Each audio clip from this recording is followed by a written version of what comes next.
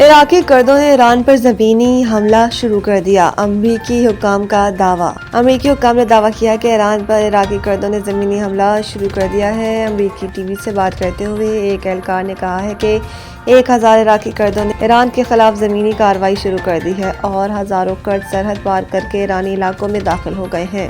New York Times کا کہنا ہے کہ امریکی CIA کی جانب سے کردوں کو اسلحہ فراہم کیا جا رہا ہے۔